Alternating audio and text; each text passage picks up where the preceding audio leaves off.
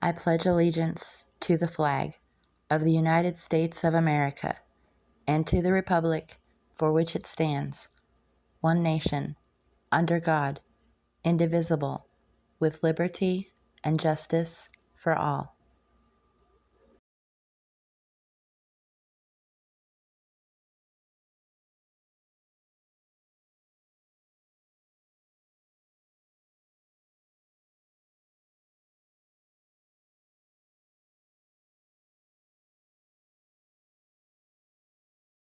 The Sheep Wars, or the Sheep and Cattle Wars, were a series of armed conflicts in the western United States, fought between sheepmen and cattlemen over grazing rights.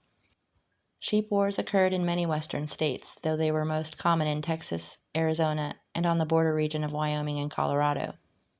Generally, the cattlemen saw the sheep herders as invaders, who destroyed the public grazing lands, which they had to share on a first-come, first-served basis. Between 1870 and 1920, approximately 120 engagements occurred in 8 states or territories. At least 54 men were killed, and some 50,000 to over 100,000 sheep were slaughtered. Cattle ranching was a well-established trade in Texas by 1870, when sheep herding was starting to become popular in other parts of the Old West. Because of this, in Texas and elsewhere, many cattlemen had close relationships with local government figures and were able to use this influence to their advantage. According to one unnamed Texas historian, quote, "In court action, the cowboy, cattleman, usually won," end quote. The sheep herders were always the weaker of the antagonists. They were often advocates of free grazing on public land, while the cattlemen typically fenced off the territory, whether it was public or private land. There were many reasons why cattle ranchers built fences. Mostly it was to mark boundaries, prevent rustling, and keep others from grazing their animals there. There was also the threat of sheep scab. Building fences across the range infuriated the sheep herders, as well as open-range cattlemen. So conflicts like the fence-cutting war became almost inevitable. One of the earliest sheep wars was fought in 1875 in the Charles Goodnight Range along the Texas-New Mexico border. Later sheep wars occurred in the central and west Texas counties of Fletcher, Nolan, Brown, Crane, Tom Green, San Saba, and Coleman. On March 9, 1881, the state of Texas passed a law authorizing the appointment of sheep inspectors, who were to quarantine sheep infected with sheep scab, or mange. However, the law only drove the sheep herders undercover. There were also laws passed that prevented sheep herders from grazing on public land entirely. Enforcement was largely ineffective, though, because there were no representatives of the United States General Land Office in West Texas. In April 1883, another law was passed that called for sheep herders to present a certificate showing that their herd had been inspected for scabies before crossing any county borders. Cutting fences became a felony in 1884, and around the same time West Texas experienced a land rush, which sealed off many sheep and cattlemen from accessing public land. In some cases, sheep herders were forced to cut fences and cross into private property in order to reach public land, but eventually, quote, "a type of code was evolved that required the herder to drive his flocks at least 5 miles a day on level terrain, or at least 3 miles a day in rougher country, when crossing private land," end quote. Compared to other American states, the level of violence in Texas sheep wars was minimal. Of all the range wars in American history, the Pleasant Valley War in Arizona was the most costly. It was fought between the families of John D. Tewksbury and Tom Graham. Though both the Tewksbury and Graham families were cattle ranchers, the former supported the sheep herders when they began entering Pleasant Valley in 1885. The sudden appearance of large flocks of sheep on public land that had been previously used exclusively for cattle was unnerving for many cowboys, so they, quote, "began to unite in defending their range against the sheep," end quote. By 1886, it was illegal for sheep herders to move their herds within 2 miles of cattle grazing land, and the Mogollon Rim was an unofficial border or deadline which no sheep were permitted south of. Pleasant Valley was located beyond the border, so when the Daggs brothers and the Tewksburys began moving in sheep, the local cattle ranchers, such as the Grahams, resisted violently by attacking the sheep herders. The Grahams and the Tewksburys had been feuding since 1882, but the first bloodshed wasn't until 1885, when John D. Tewksbury leased a herd of sheep from the Daggs brothers and had it driven into Pleasant Valley by a Basque sheep herder. Somewhere along the trail, the sheep herder was ambushed and killed by Andy Cooper, a member of the Graham faction and associate of the Harsh Knife Cowboys, who were also in conflict with the sheep herders. A second incident occurred in February 1887. A Ute shepherd was beheaded about 2 miles north of the Graham ranches while he was driving some of the Dag's sheep through the area. Though no one was ever charged, Tom Graham is believed to have been responsible. The United States Army later dispatched Indian scouts to follow the murderer's trail, and, according to author Leland J. Hanchett, the tracks led to Tom's cabin. The situation escalated into a gunfight at the Middleton Ranch on August 9, 1887. The ranch was owned by a man named George Newton, who was a family friend of the Tewksburys. Members of the Graham faction and some Hash Knife Cowboys were out searching for Mart Blevins, dead or alive, and they assumed the Tewksburys knew something about his disappearance. The group included 5 men and was led by Hampton Blevins, the son of Mart and the half-brother of Andy Cooper, who killed the Basque sheep herder. 3 of the other men were the Hash Knife Cowboys, John Payne, Thomas Carrington, and Robert Glaspie. The final man was another cowboy named Tom Tucker. There were 6 men occupying the Middleton Ranch when Blevins' party arrived, 3 of whom were Tewksburys. At first, Blevins' party approached the ranch house and requested food for the night, but at some point they rode off and began shooting toward the house. However, other accounts say that the first shots were fired from the men inside the house. What is known is that Hampton and John Payne were dead, without loss to the Tewksbury side. Tucker and Glaspie were also wounded, and Carrington, quote, escaped with his clothing perforated by a bullet, end quote. A clear defeat for the Graham faction, the war turned into a long series of revenge killings, and had little to do with sheep after the first encounters. By the time the war ended in 1892, about 25 people had been killed, including all the men in the Graham family and most of the Blevins and the Tewksbury families. There were other sheep wars in Arizona besides the Graham-Tewksbury feud. In 1884, near the San Francisco Mountain, angry cattlemen rounded up over 100 wild horses, strapped cowbells to their necks, rawhide to their tails, and then drove them in a series of sheep herds numbering more than 25,000, yelling and firing guns in the process. The sheep scattered in all directions. Many were killed or wounded, and it took a week to gather up and separate the surviving stock. That same year, cowboys drove over 4,000 sheep into the Little Colorado River, many of which died in the quicksand. The sheep wars in Wyoming and Colorado were exceptionally violent and lasted until well after the turn of the century. Like in Texas and Arizona, the cattlemen of Colorado were unwilling to share their pastures with the sheep herders, who were crossing into the state from southern Wyoming. In Wyoming alone, there were about 24 attacks and at least 6 deaths between 1879 and 1909. Though other accounts say that over 16 people were killed. The most well-known of the conflicts was the Routt County Sheep War, in which the cattlemen of Routt County, Colorado, attempted to keep the Wyoming sheep herders from entering their grazing ranges. On May 23, 1895, the newspaper Cheyenne Leader reported that 4 days previously, quote, riders were sent out to scour the country and warn the settlers that sheepmen now holding their flocks on Snake River at the Wyoming line were contemplating an invasion of the Bear River cattle ranges. The effect was electrical, and by noon today, fully 350 cattlemen and feeders were assembled to decide upon positive action to keep the sheep back, end quote.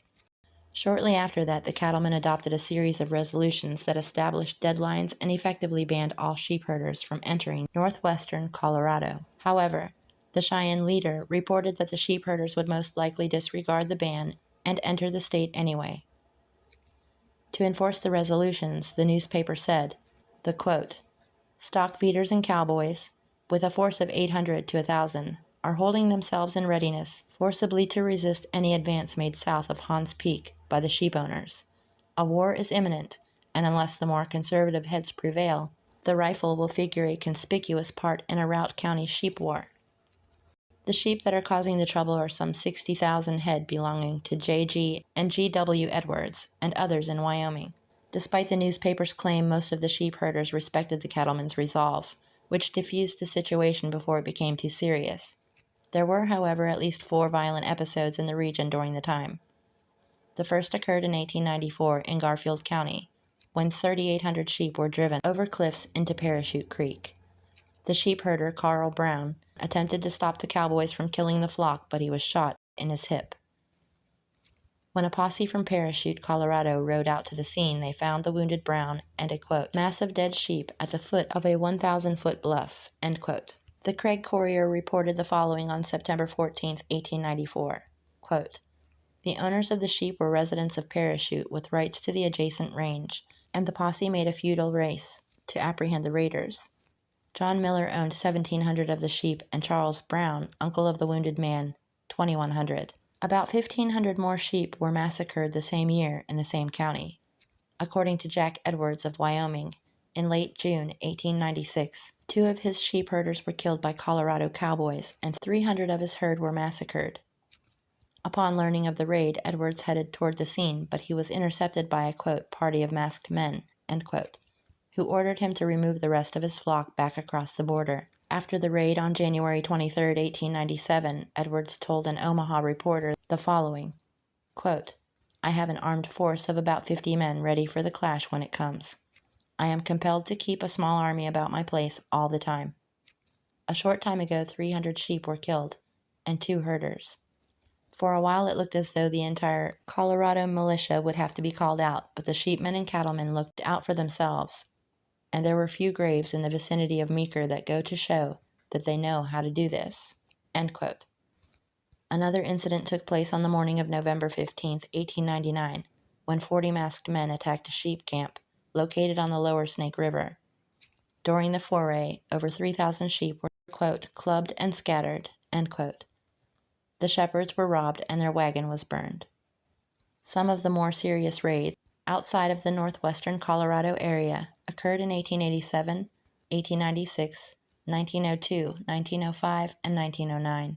In 1887, nearly 2,600 heads belonging to Charles Herbert perished when some cowboys burned down his corral at Tie Siding, Wyoming. In 1896 in Wyoming, about 12,000 sheep were slaughtered in a single night by being driven off a cliff near North Rock Springs. The violence reached its height after the turn of the century. In 1902, near Thermopolis, Wyoming, several thousand sheep were slaughtered and their herders killed. During the summer of 1905, 10 masked men attacked a sheep camp on Shell Creek in the Big Horn Basin. There the cowboys clubbed about 4,000 sheep out of 7,000, burned the wagons and 2 sheepdogs. The owner of the massacred flock, Louis A. Gantz, lost about $40,000 as a result. Out of all the sheep raids, the most serious incursion was the Spring Creek raid of April 2, 1909, just southwest of Ten Sleep, Wyoming. The sheep herder, Joe Alamond, and 2 of his companions were shot and killed by 7 or 8 masked men.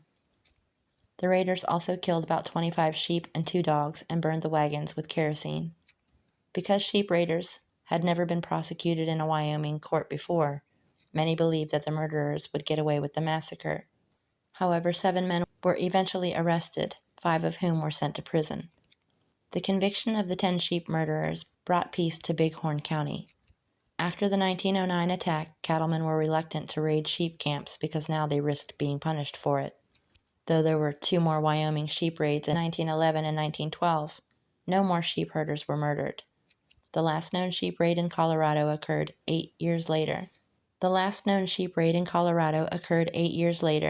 In 1920, when 150 sheep were slaughtered for grazing in the White River National Forest. According to Robert Ellman, author of Bad Men of the West, the sheep wars ended because of the decline of open range land and changes in ranching practices, which removed the causes for hostilities. The Taylor Grazing Act of 1934 also eased some of the tension.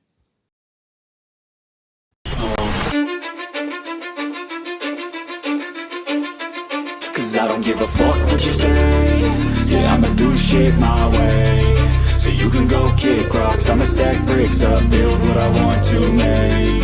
Yo, I got a lot of shit to say, so I'ma do this every day. I'll be writing things until I'm fucking buried in my grave. 6 feet deep under, but my body won't decay. Cause my messages are timeless, so they'll put them on display. Oh yeah, I rap with a certainty, I have a sense of urgency. A message for eternity, for everyone internally. I had some people burning me, but now they fucking learn to see I ain't the one to fuck with, now they looking nervously. And I don't really care what you think of me respectfully. You can kick rocks if you think you're fucking better, see. I will outwork you, turn you to an enemy. Hurt you so bad that you're gonna need some therapy. I got the motherfucking recipe, I've been cooking up hits, I'ma leave a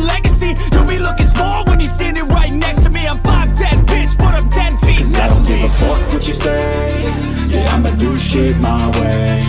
So you can go kick rocks, I'ma stack bricks up, build what I want to make.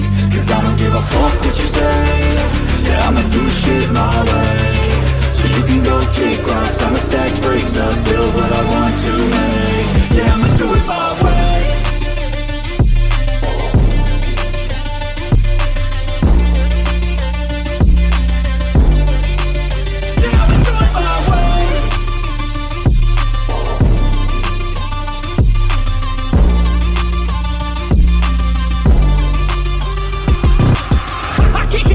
Coming out with a statement. You really changed, man, all your music and arrangement. You don't know shit, shut your mouth, you can save it. I'm the same dude that got his come up from the basement. 100 songs, 100 weeks, didn't change it. Experiments, development, intelligence, and patience. I'll do it all again, cause I never feel complacent. Let's keep the good vibes, positivity's contagious. I'm never looking back, cause I made a life that's passionate.